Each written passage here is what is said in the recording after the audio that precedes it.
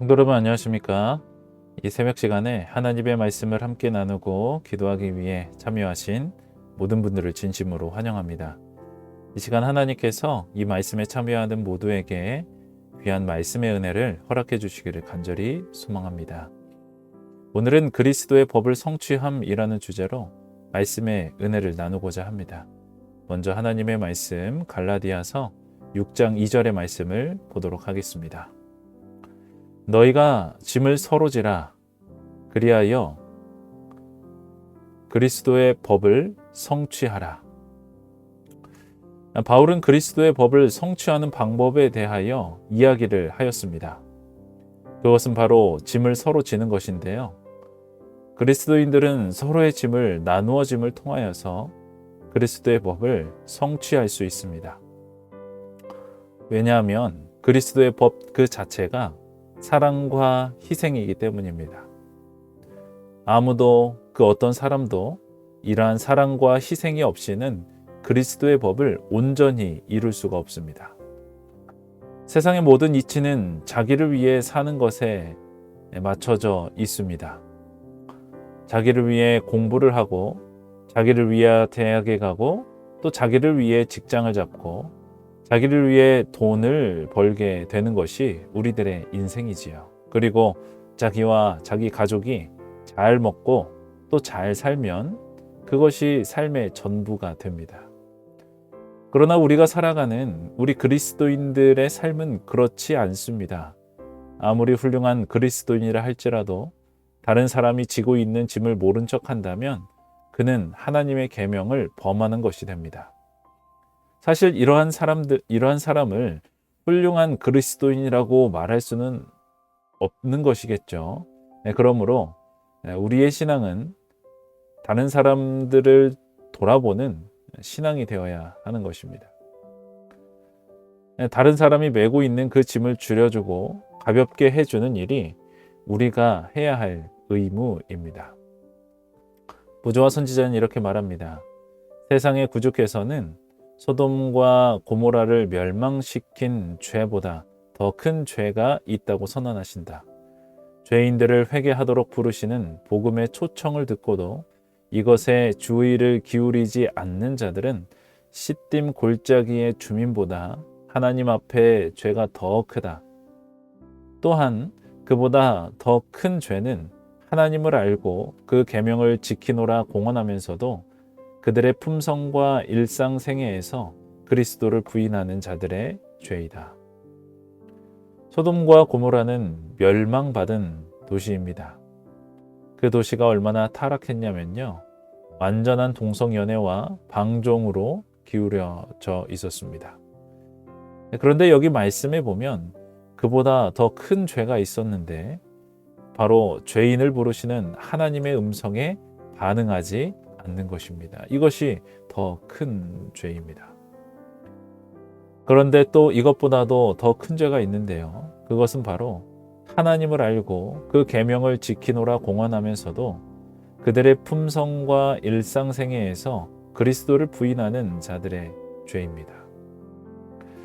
그러니까 죄 중에 가장 큰 죄는 무엇이냐 하면 하나님을 알고도 그 계명을 지킨다고 공언을 하면서도 실제적인 삶에서는 전혀 하나님의 계명의 정신, 그 사랑과 희생의 정신을 실천하지 않는 것, 그것이 바로 가장 큰 죄라고 성경은 말합니다. 다시 말하면 알면서 하지 않는 것이 가장 큰 죄라는 것이죠. 그러니 우리는 세상에 하나님을 알지 못하는 사람들에 대하여 손가락질을 할 필요가 전혀 없습니다. 그들은 하나님을 알지 못함으로 죄인이 맞습니다. 그러나 우리는 하나님을 알고 그의 계명을 알고 있으면서도 그 말씀대로 살지 않는지 또 않고 있다면 또 하나님의 보시기에 우리가 그들보다 더 큰 죄를 지고 있는 것입니다. 그래서 사도 바울은 다음과 같이 말하였습니다. 형제들아, 사람이 만일 무슨 범죄한 일이 드러나거든 신령한 너희는 온유한 심령으로 그러한 자를 바로잡고 내 자신을 돌아보아 너도 시험을 받을까 두려워하라.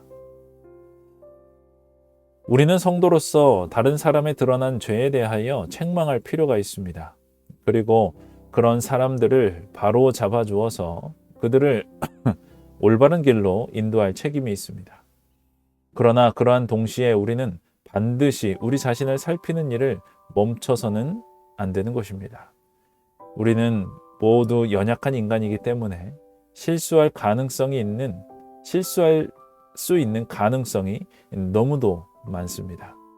이러한 때에 우리가 서로가 해야 할 일이 있다면 정죄가 아니라 위로입니다.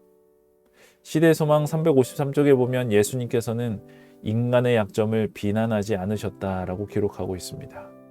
사실 예수님은 죄가 없으시기 때문에 그분만큼은 죄를 비난할 자격이 있으신 분이셨습니다. 왜냐하면 그리스도의 법은 자비를 따라 움직이기 때문에 그렇습니다. 사랑하는 성도 여러분, 오늘 우리의 마음은 어떠합니까? 몰인정하고 때론 가혹하고 또 비판적이고 약점을 들춰내기를 좋아하는 그런 마음을 갖고 계시지는 않으십니까? 아니면 자비롭고 이해심 있고 사랑하고 희생하고 덮어주는 그런 마음을 가지고 있습니까? 너희가 짐을 서로 지라 그리하여 그리스도의 법을 성취하라는 사도 바울의 권면처럼 우리 옆에 연약한 자들을 돌아보고 사랑으로 그들을 일으켜주는 우리 모두가 되기를 간절히 소망하며 오늘의 말씀을 마치겠습니다. 기도 제목을 함께 나눕니다. 지금 제안된 기도 제목을 가지고 함께 기도해 주시기를 바랍니다. 어제 대길각 집사님에게 전화가 왔습니다. 지금 현재 수동에 있는 에덴 요양병원에 입원해 계시고 현재 그곳에서 생활하고 계신다는 소식이었습니다. 여전히 목소리는 가늘고 힘이 없고 또한 전화조차 할 수 없을 정도로 컨디션이 좋지 않을 때가 참 많지만 본인의 소식을 전해주기 위해 저에게 전화를 주었는데요. 우리 집사님께서 끝까지 하나님께 대한 믿음을 붙들고 계속하여 그 신앙을 이어갈 수 있도록 그 믿음이 하늘까지 이어질 수 있도록 우리 성도님들께서 이 시간 대길각 집사님을 기억하여 또한 기도해 주시면 감사하겠습니다. 제가 기도하고 개인 기도의 시간을 갖도록 하겠습니다. 하늘에 계신 하나님 아버지, 오늘 우리에게 귀한 하루의 삶을 허락해 주셔서 참으로 감사드립니다.